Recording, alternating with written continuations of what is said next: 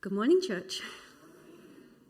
It's good and slightly terrifying to be here to talk on this topic, but it's an important one, and it's a bit challenging. So, as we've heard already from Karen and Tahani, these are some difficult topics, and so I think it's already been said and said in the newsletter this week.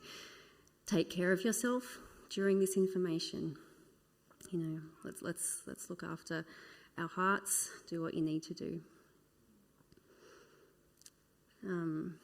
So today, this is like a place to start. We're going to talk about what an addiction is, symptoms that you might notice in some of the most common addictions, and what would Jesus do? What's his attitude, and how can we as a church help? This comes from a place of wanting to inform us, that we could help inform having a conversation with someone, that this could alert us to signs going on with somebody. I just want to also mention that this comes up from a place of non-judgment.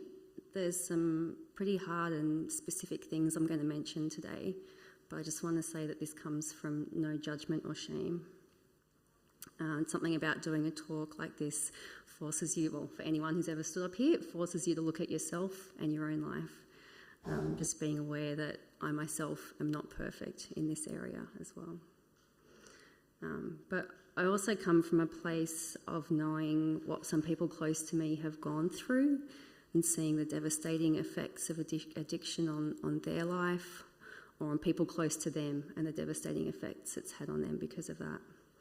There can be a lot of relationship breakdown, so much heartbreak when we come to this area.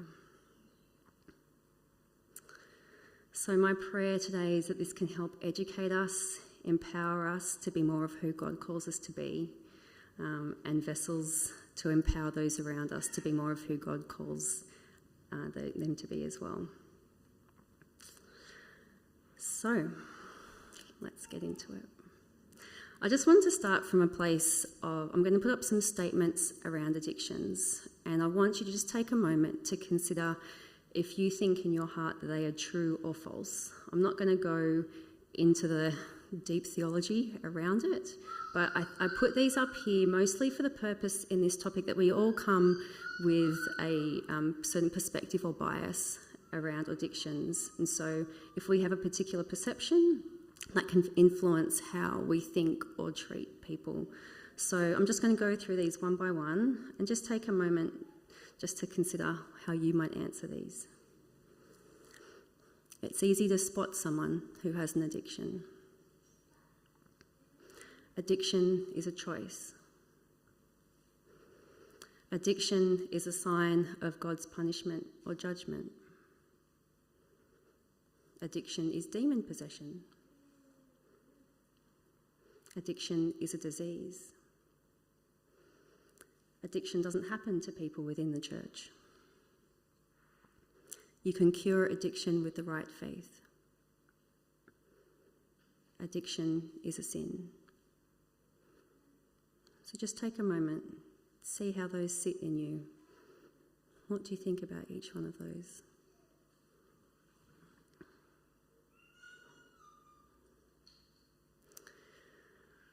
So I'm going to look at what is an addiction, what's some perspective of what an addiction can be. One definition is that it's a dependence on a substance or activity that interferes with your life. Theologically, it can be considered that dependence on something other than God is a false idol. Exodus 20 verse 3 says, "You shall have no other gods before me." Colossians 3 verse 5 says, "Put to death, therefore, whatever belongs to your earthly nature, sexual immorality, impurity, lust, evil desires and greed, which is idolatry." I also like this definition by Gabriel Mate, who does a lot of work on addictions, saying addiction can be a response to human suffering. This whole series is about finding hope in a broken world. We live in a broken and fallen world. From from the fall in Genesis, Adam and Eve trusted something other than God, and then they hid from God in shame. We live in a world where pain can be a way of life, and we may not have the tools to deal with that.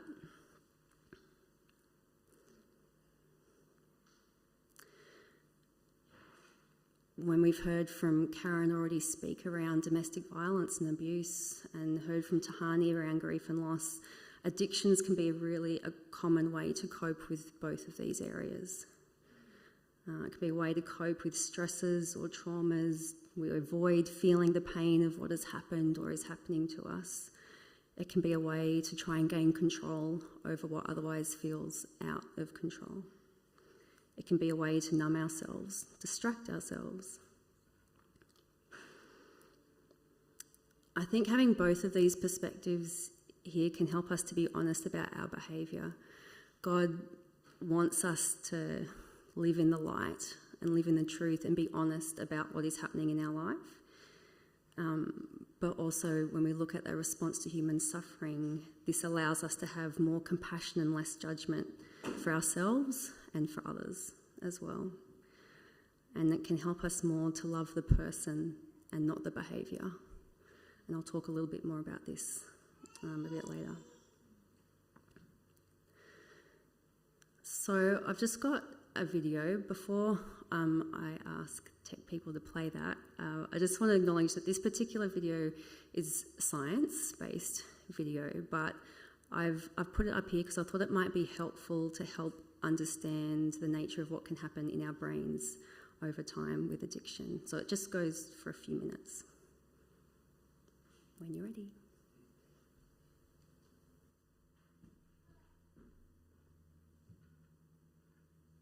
Addiction is defined as not having control over doing, taking, using something to the point where it could be harmful to you. Previous to understanding the science, it was thought that addiction resulted from a lack of willpower and was a moral failing. But we now know that addiction is a physiological disease. It changes the brain structure in ways that can alter the way it works and process information.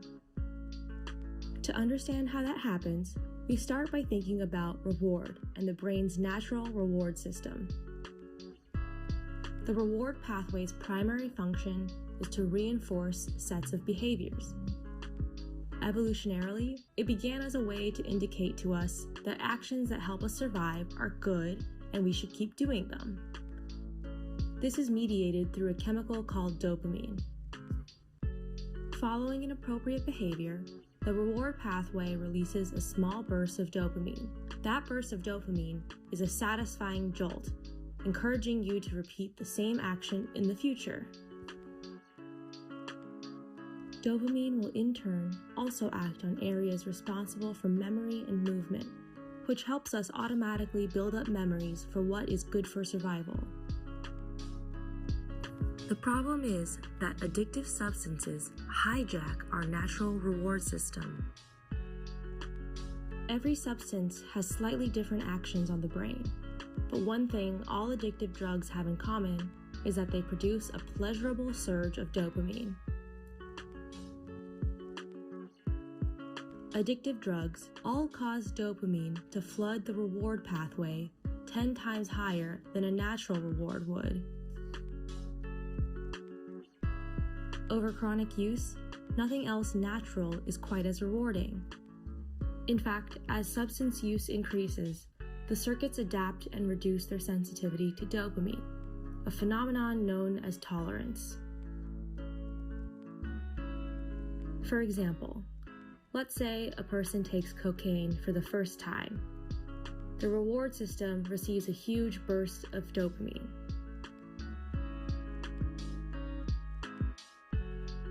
But as the person takes more frequently, cocaine will be overstimulating the brain with dopamine.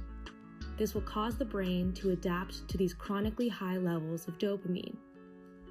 To compensate and adapt to this new normal, the brain reduces the number of dopamine receptors available in the reward system and releases less dopamine. As a result, that person will feel the need to increase the amount of drug they take so that they can reach the level of high that they're used to. But it's not just the reward system that's affected by this tolerance, since dopamine is also involved in other brain mechanisms. Other brain regions involving decision-making, memory, and judgment also get physically disrupted as a result. The overall effect is to have drug-seeking behavior driven by habit rather than conscious thought, like a reflex instead of a choice. This biological basis helps to explain why addiction really is a brain disease, not a matter of willpower. The stigma that accompanies addiction only makes seeking treatment more difficult.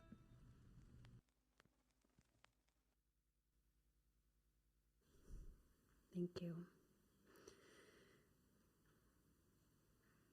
So part of that video, I guess, shows that addiction can start off as an active choice, like around trying to cope with something. But then, coming back over and over again to whatever makes us feel good, even to the point where it might become self-destructive.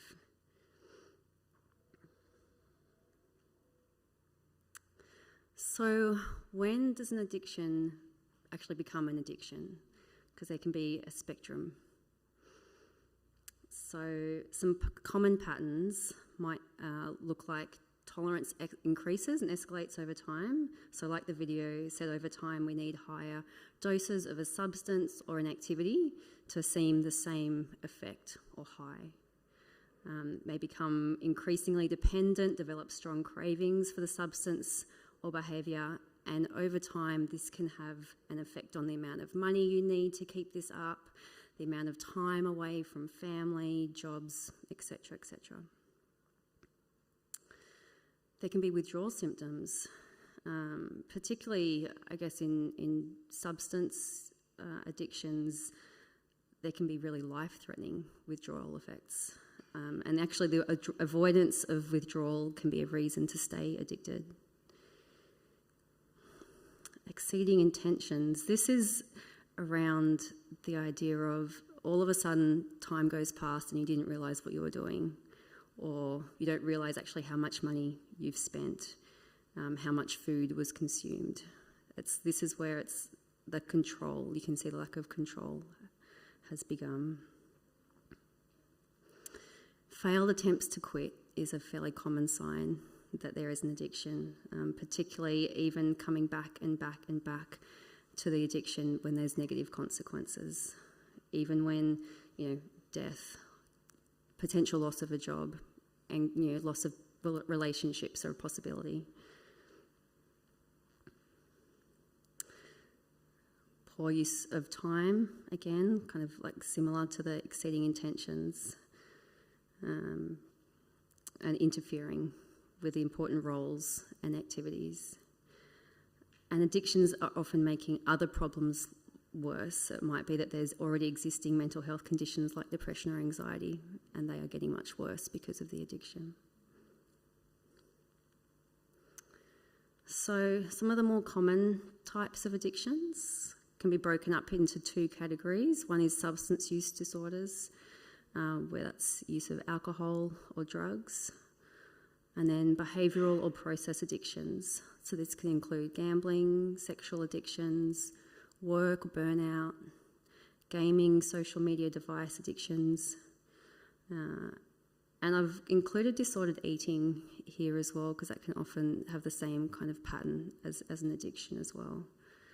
And also to note that a lot of these are often alongside other mental health conditions that have happened, which I believe we'll talk a bit more about next year.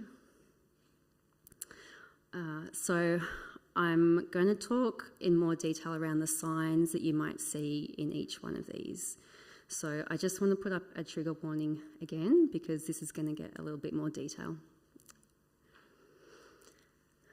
So going into the substance abuse, I just want to put up some stats just to give you an idea of how prevalent this is, particularly in Australia. The Australian Department of Health says that 1 in 6 Australians have a drug addiction, 1 in 10 have an alcohol addiction, which means that within Australia alone, there's probably more than 2 million people suffering from a substance addiction. And one estimate actually suggests that 90% of those with an alcohol addiction are employable or employed, just to come back to the idea that we may not always see this. It's not always visible. And that this addictions cover across all demographics, people who look successful, people who are involved in our communities, our church communities.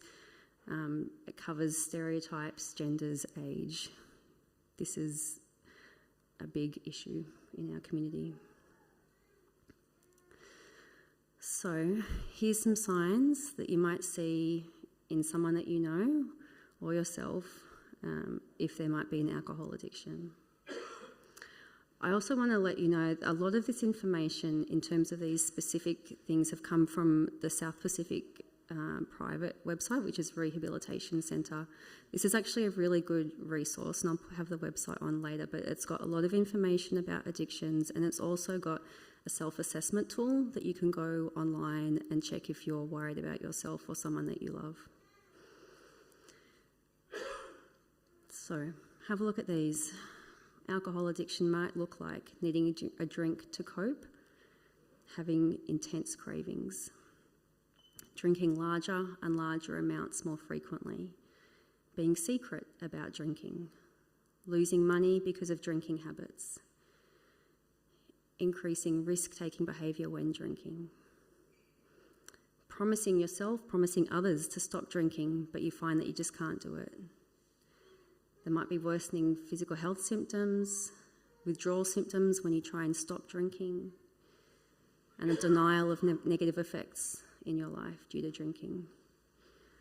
It can look like regular or habitual drinking, like multiple times a week, or it can look like binge drinking, like having a lot in one episode and then weeks in between. Drug and substance addiction. So drugs can go into two classifications where you're speeding up the nervous system and slowing down the nervous system. So drugs that are slowing down the nervous system might be things like cannabis, heroin, cocaine, Valium. Speeding up the nervous system might be things like taking ice, cocaine, nicotine, caffeine, ecstasy. And there's often other mental health conditions present at the same time. So you might notice that the amount of drug needed to satisfy the craving increases over time. You might need harder drugs to get the same effect. It'll look like you're unable or unsuccessful in attempts to stop. There's deep cravings, strong cravings to use substances. It takes up a lot of time looking for the drug, finding where the source is. You might be intoxicated at inappropriate times, at work, for example. Drug taking takes priority over other things, or your money might go invested into finding the next drug, or time with people important to you, and continuing to use despite the risk of harm to yourself.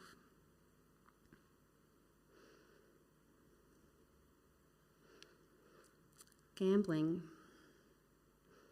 So where you're risking something, usually money, in the pursuit of more money or gain. And it's more available online these days. Sport betting agencies, casinos, racetracks, stock trading apps, and it's easier and easier to hide from family and friends. One stat around gambling says that 2 out of 5 people gamble at least weekly, and higher than for men than for women. Again, there's often other mental health conditions. You might be seeing a theme here. So, gambling addiction can look like a preoccupation with gambling and reorganising your life around it. Being unable to walk away from a gambling experience without trying to recoup the losses that you've experienced. If you've got yourself into financial stress, it might be feelings of depression or contemplating suicide just to get out of that. Keeping gambling secret, lying about it, denying that you have a problem, seeking loans, borrowing from friends to enable you to keep going, needing to gamble more or at a higher risk.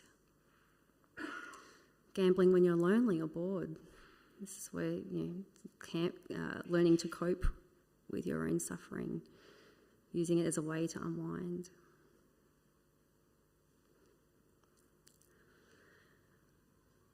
Work addiction, burnout, where there's a compulsion to work. There may be complex feelings around guilt and shame, avoidance related to work. Being addicted to work might be a way to help boost your self-esteem. Avoid your feelings of maybe feeling inadequacy. There might be a fear of intimacy. You're avoiding relationships by being at work. So you might find that you experience anxiety or guilt when you're not there. It might be hard to really switch off, which is also harder and harder with emails at our touch from work these days. You work beyond what's expected. You might go over and aboard to real people please your boss, your co-workers.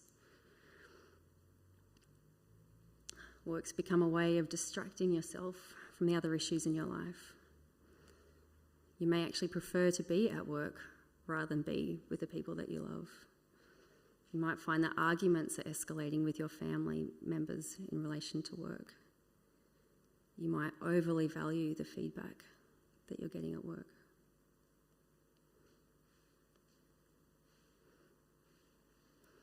So I've just got a couple more. Sexual addictions.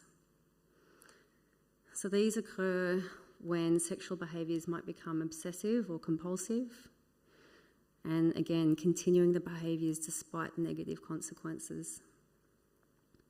They might be fueled by issues related to intimacy. This might be numbing or avoiding our emotions. So some signs might be increased frequency of sexual encounters.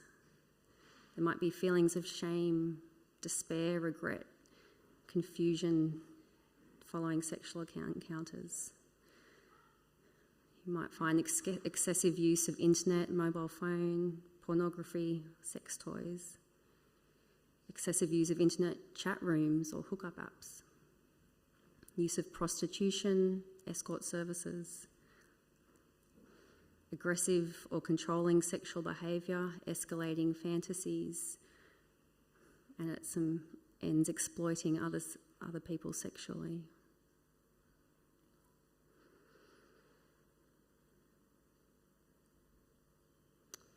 So gaming, social media and devices.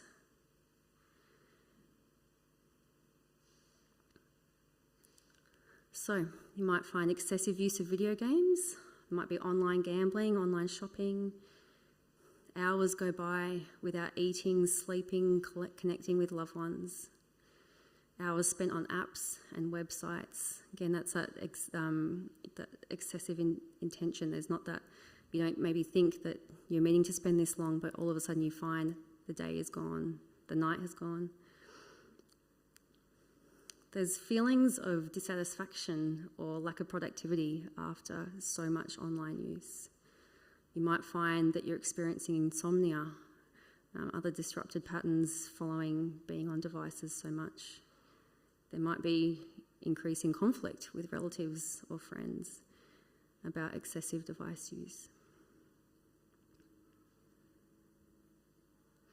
And also, having more access to online makes it easy to hide the other addictions that I've mentioned as well. It's easy to hide gambling. It's easy to hide work addictions and sexual addictions as well. Okay, so the last one is disordered eating. So this could start out as a way to cope with uncomfortable and painful feelings, childhood traumas, difficult relationships. It can be an attempt to control maybe the only one thing that they can control in their life. There is a wide variety of eating disorders, but here's a few things that you might notice. An obsessive focus on dieting, skipping meals, avoiding food, hiding food, believing that if you just reach your goal weight, you'll be happy. There might be a distorted sense of self and your body image. There could be purging, vomiting, drinking excessive fluids, using laxatives to get rid of the body, get rid of food in the body. There might be an addiction to excessive exercise. You might withdraw from social events or situations which involve meals. There might be binge eating, excessive consumption just in one sitting. Wearing baggy clothes to hide weight, loss or gain. You might hear constant complaints about being fat, frequently using the scales or mirrors to check your body weight and looks. So that's a lot of heavy stuff. I'm going to pause from hearing me for a moment. I want to invite Karen to come up just to share part of her testimony and her experience.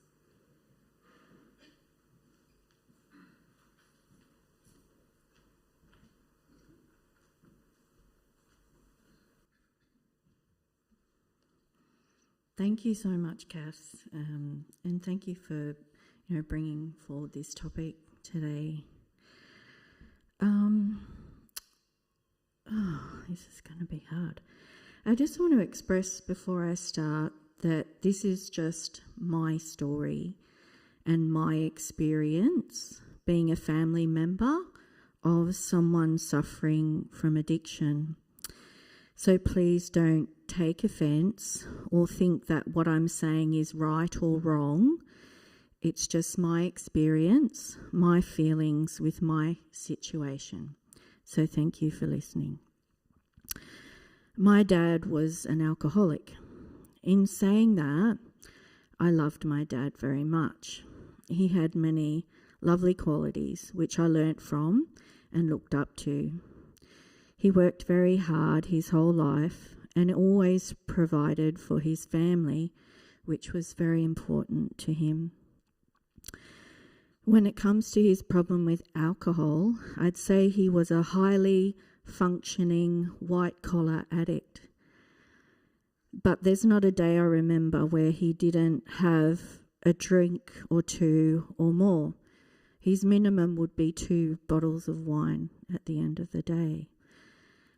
Apart from when he was in hospital, then of course he didn't drink. It caused almost every argument between my parents, and at times our household was very toxic. When I was a teenager, I had just left school, we moved house. My dad had a terrible accident where he was hanging up a curtain rod, tripped, and his hand went straight through the glass window. His main artery was cut, and if the painter wasn't there that day to tie a tourniquet around his arm, he would have bled to death. He lost feeling in his left hand and struggled with nerve pain the rest of his life. I'd say this is when his drinking took to a whole new level. One night he drank so much, my parents were still up fighting after midnight, so no one in the house could sleep. My dad walked up the stairs and fell to the ground in front of me and had a fit.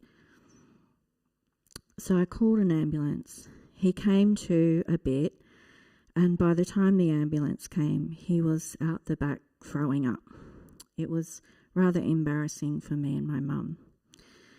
The next day, he remembered absolutely nothing, but the trauma of seeing this and going through it stays with me. He kept drinking. I would beg him to stop, leave him articles on the damage alcohol does to your system, have what I thought were really meaningful conversations about the effects of heavy drinking, thinking it would have an impact, but it led nowhere.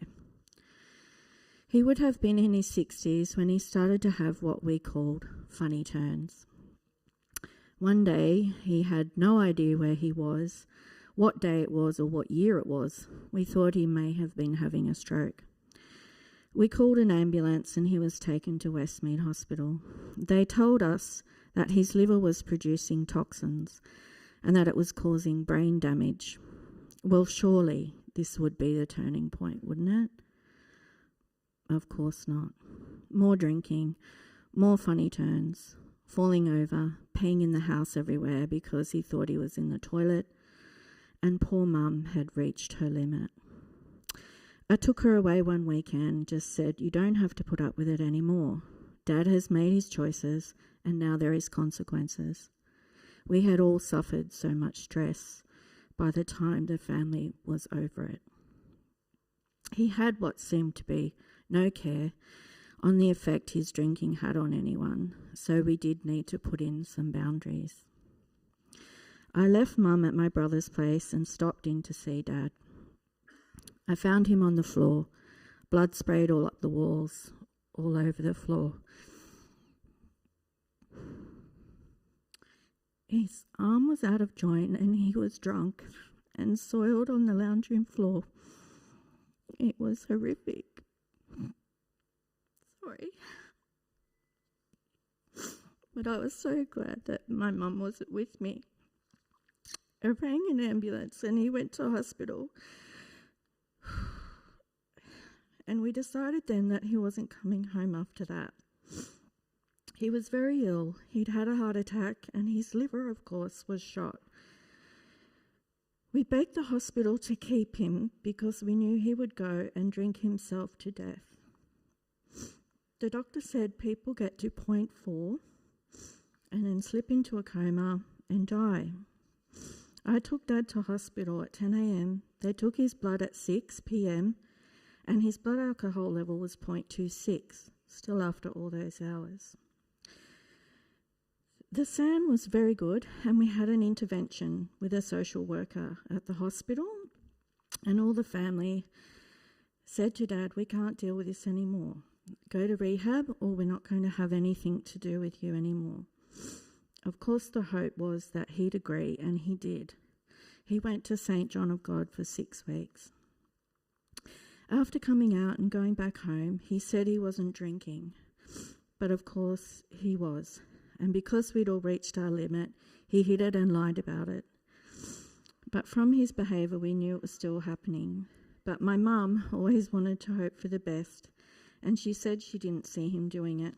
But I'd go round to the house, through the cars, through the bins, through the bedroom, through the shed, and found empty bottles everywhere. I felt like my dad had become the child, the person I had always relied on.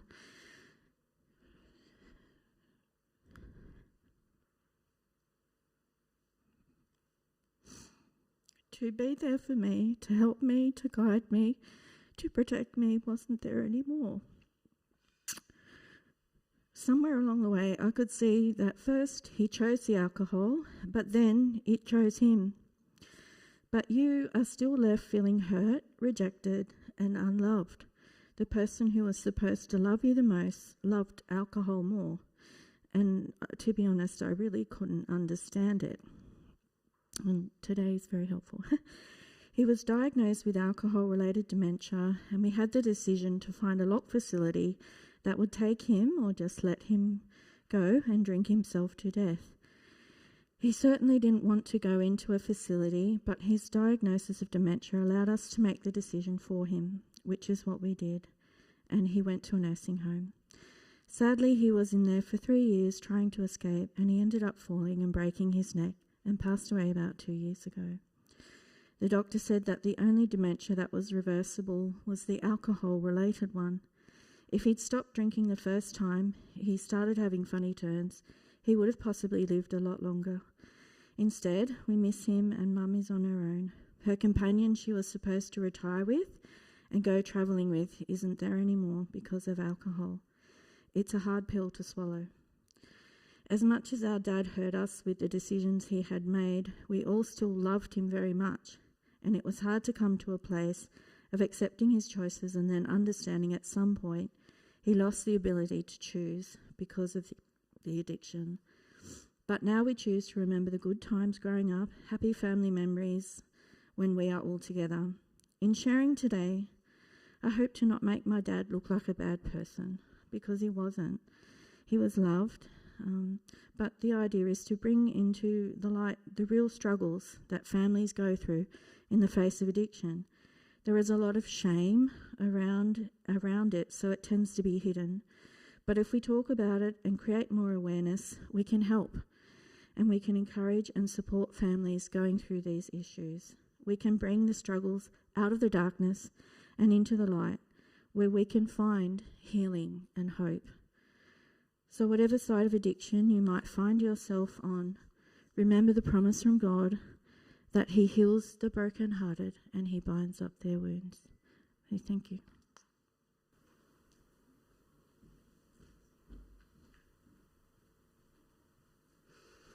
Thank you, Karen. We really appreciate your vulnerability and can see how hard that is, how emotional that has been. So thank you for sharing your story. So we're going to move now in just to a space of hopefully finding hope. How might Jesus respond? How could we as a church possibly help? So one way is to be familiar with all the signs of addiction. Consider what's happening in yourself. This is a picture of the woman where she was caught in adultery and the many who were standing around her ready to stone her. Yet Jesus comes along and says, "Let anyone who is without sin be the first to throw a stone at her." Let's consider what's happening within ourselves. How would we want to be treated if we were to let someone know that we were struggling?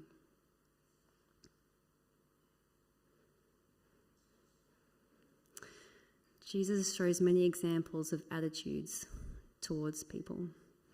In the verses that Joe read for us, even in Luke 2 verse 2, it says, "This man welcomes sinners and eats with them." Jesus shows so many examples of not judging, not shaming, not condemning. He loved to eat with what the Bible calls sinners, and he seemed to choose that more deliberately. The reality is that we are all sinners. We all have our own issues, whether that's addictions or not. We all, Romans 3:23, we've all sinned and fall short of the glory of God. The verses in John 4, which describe the Samaritan woman at the well. This is a woman who has come, as far as I understand the story, she's come in the middle of the day when no one else is there because she perhaps feels shame at her story.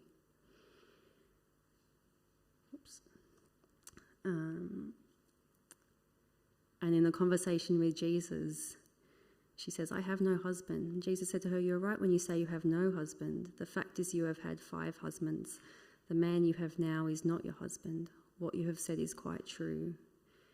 And what I like here is seeing that Jesus, he acknowledged the truth of her situation, but there was no shame about it. He did not condemn her.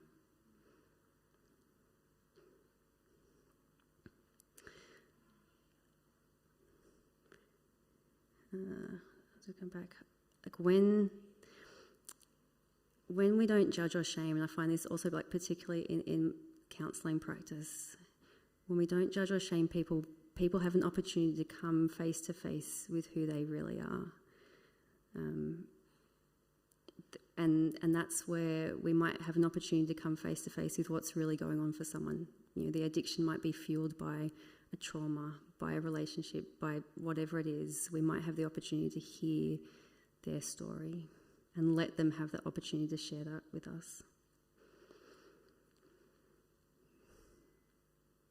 And again, going back to the woman caught in adultery in that John 8 verses, Jesus said to her, once everyone else had left, Jesus said, "Neither do I condemn you. Now go and leave your life of sin." He does not condemn, but he also invites us to something more.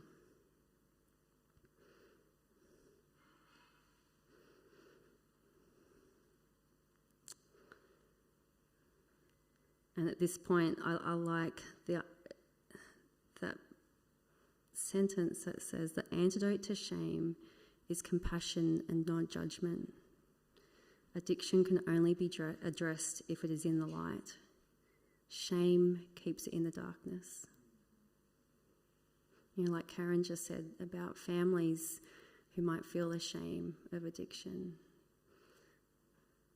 If we come with an attitude of compassion and not shaming, that is the place where healing may be able to have a birthplace to start. There's also some very hard things about addictions, as Karen shared. We're encouraged to speak the truth in love. If we need to confront someone about things that we've noticed or things that might be hurting us. 1 John 3 verse 18 says, "Let us not love with words or speech, but with actions and in truth." Like a practical way of doing this is just even the way we talk to someone. We can be curious, listen really closely, use I statements. Say, "I've noticed that this is happening. I've noticed that this has changed." Or, "I'm really concerned about this." Ask questions. Ask open questions. Don't lecture someone. Give people the opportunity to share what might be actually going on for them.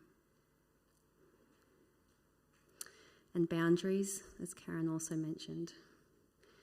Jesus shows examples of having boundaries in his own life. He took time to prioritise what was important to him, time with the Father, withdrawing from crowds.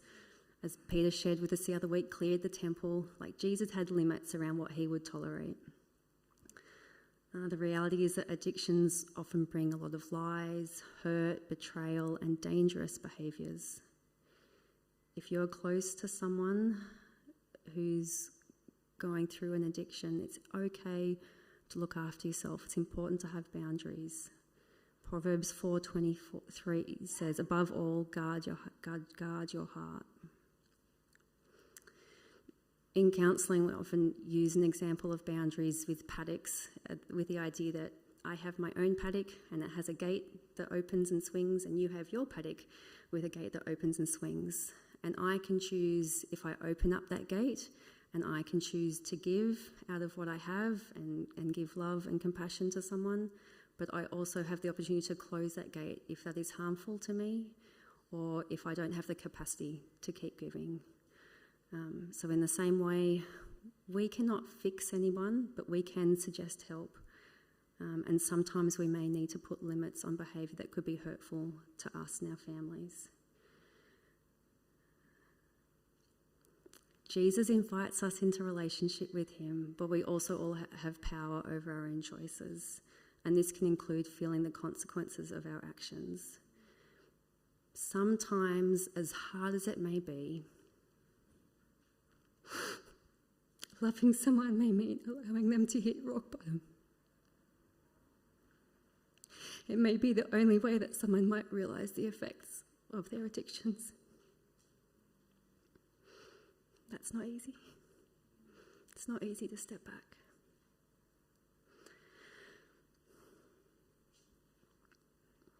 But God can be there with them in the rock bottom. God can be with you in the rock bottom. Recovering from addiction can take a long time. It's very intense. It can need a lot of help. It's okay to put on your own oxygen mask and step back if you need to. So I've just put together some self-care potentially for families and carers. If you need to look after yourself, take time out, get your own help, whether that's your own counselling help or other practical help. Talk to others. Acknowledge that you may not be able to fix the person. You might need to attend family counselling. It might be a long time. Set the boundaries that you need. And this may be where church may be more in a position to help practically people, those who are close to caring with someone with an addiction. So there's a theme here that we usually can't fix someone. Addictions can need some very specific intervention. I do believe God is He's the great healer. He can do that. Thankfully, he also provides us with professionals with skills and knowledge that can also help and intervene appropriately. So it may be that we need to encourage someone to see their doctor, their GP, mental health professionals. There's 12-step groups like Alcoholics Anonymous, Narcotics Anonymous. Celebrate Recovery is a 12-step group that's been, I don't know if people have seen that in other churches. It's been around. There's rehabilitation centres where you might have a stay or you'd be outpatient where you go to day programs. And absolutely, if there's an immediate emergency where someone's unwell. So there's just a couple of resources here. I can make them available. There's a few hotlines for some of the specific addictions. And the last couple of things I want to mention are around having patience. Love is patient.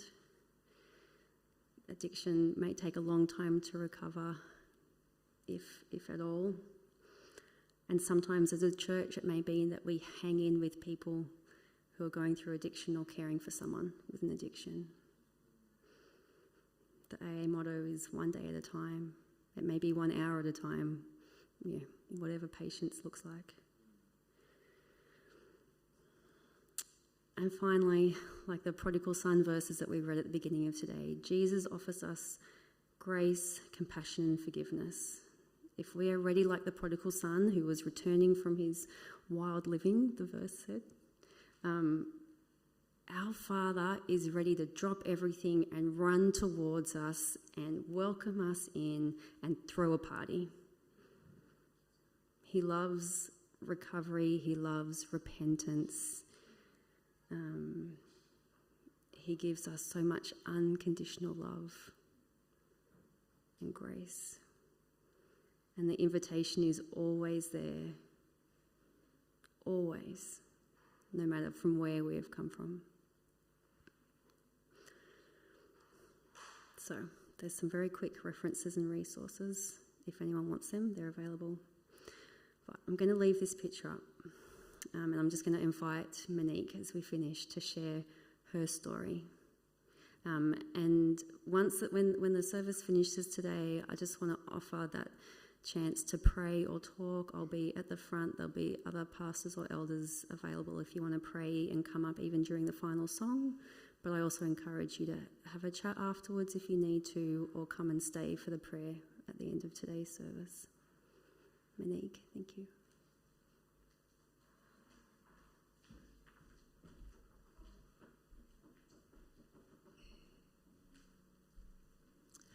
Good morning, everyone. It's a privilege to be able to talk to you all this morning. I am Karen's neighbour, and we are very close friends, and it's lovely that I'm here this morning. I am Monique, and I am an addict in recovery. I do attend Narcotics Anonymous, but I also go to a Christian 12-step program called Overcomers Outreach. I just want to start with Romans 8, 1-6.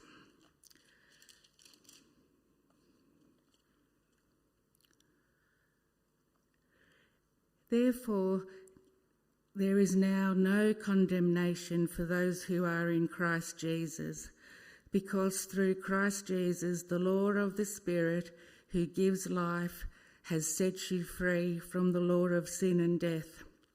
For what the law was powerless to do, because it was weakened by the flesh, God did by sending his own Son in the likeness of sinful flesh to be a sin offering, and so he condemned sin in the flesh, in order that the righteous requirement for the law might be fully met in us who do not live according to the flesh, but according to the Spirit. Those who live according to the flesh have their minds set on what the flesh desires, but those who live in accordance with the Spirit have their minds set on what the Spirit desires.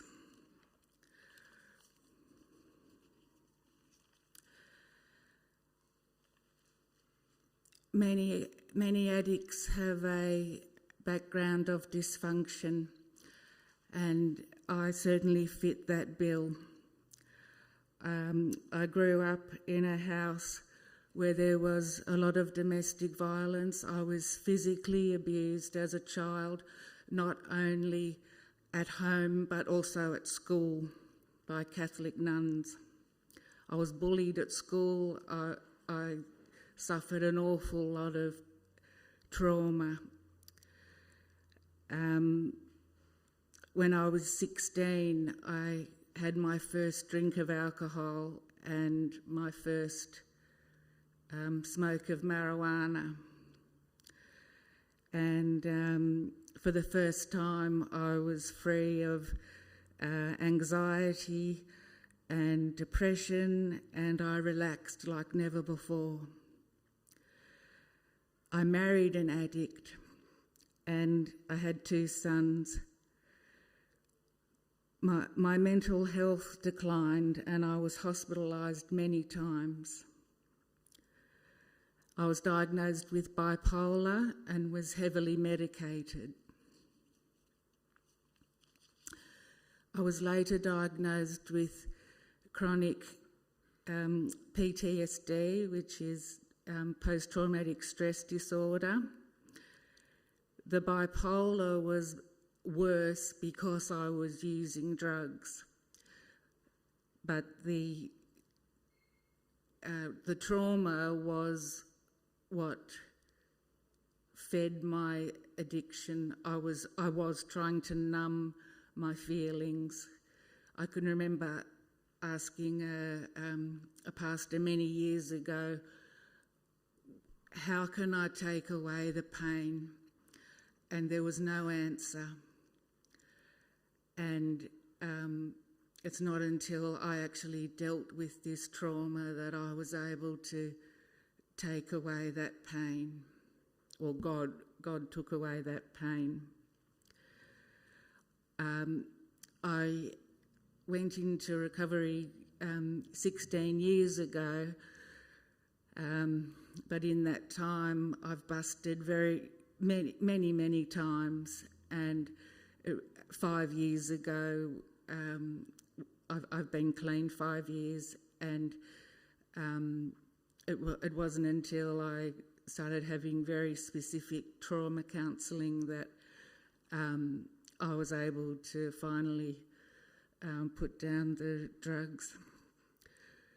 So what helped me was firstly detoxing. I needed to get,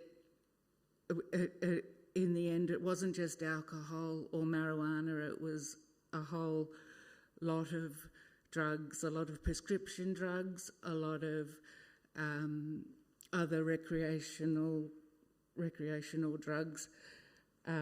I like what Kathy was saying about the drugs that bring you down. I definitely wanted that with the marijuana and the alcohol, but I also wanted amphetamines to bring me alive. And I haven't heard that before, and I liked hearing that. So I went to detox, rehab, and I joined the 12-step programs, NA and AA. And I've been to many counsellors and doctors. I've been on many medications. I was only able to stop when I accepted that I was an addict and I needed help. That is step 1. My life needed God's guidance, and without him it was insanity. That is step 2. I needed to give my life over to Jesus and God's will. That was step 3. I needed to meet other addicts, to hear their story and to identify with them, whether that's in a group setting or at meetings or just one-on-one help. I needed to do service to help other addicts. And at the moment, I'm actually the chair for the northern area for all the hospitals and institutions, and South Pacific is one of these institutions that we attend for help. So we do many visits to the rehabs and the jails. and detoxes. And addicts need to hear about people healing. They need a message of hope. I came from such despair. I never thought I would get better. I've been a Christian for 30 years, but I didn't have hope. I didn't trust Jesus. I knew Jesus, but I didn't trust him. People need to believe in the power of Jesus. And there are consequences for my addiction. I lost my marriage, my career. I was a nurse, but I was never clean or sober when I went to work. And also many relationships. So I needed counselling. I needed to forgive those who hurt me, and that was my husband and my mother. My mother has now passed away, but I know that she had to deal with God, and I had to leave that to her. I needed to learn I needed to learn to love myself, and I needed to learn boundaries. And I needed to keep myself safe. And I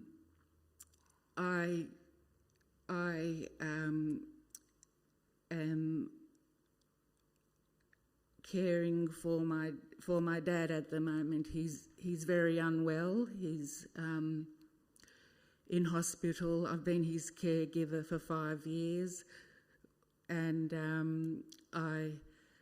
he might be going into a home, and I have a lot of grief about that. And so everything that's been mentioned here so far, I've made that connection, that I've gone through all of this, and it's very powerful when you make that connection. And so I'd just like to finish with the end of Romans 8. If you can, just read all of Romans 8, because it's such it's my favourite chapter in the whole Bible, but I haven't got time to read it all today. But I will finish with these last few verses. Who will bring any charge against those whom God has chosen? It is God who justifies. Who then is the one who condemns? No one. Christ Jesus, who died. More than that, he was raised to life, is at the right hand of God, and is also interceding for us. Who shall separate us from the love of Christ? Shall trouble or hardship or persecution or famine or nakedness or danger or sword? As it is written, for your sake we face death all day long. We are considered as sheep to be slaughtered. No, in all these things we are more than conquerors through him who loved us. For I am convinced that neither depth nor life, neither angels or demons, neither the present nor the future, nor any powers, neither height nor depth, nor anything else in all creation will ever be able to separate us from the love of God that is in Christ Jesus our Lord. And my prayer is that anyone who's suffering from this disease, whether you're a family member or an addict yourself, that you find that love that Jesus has for you. Thank you.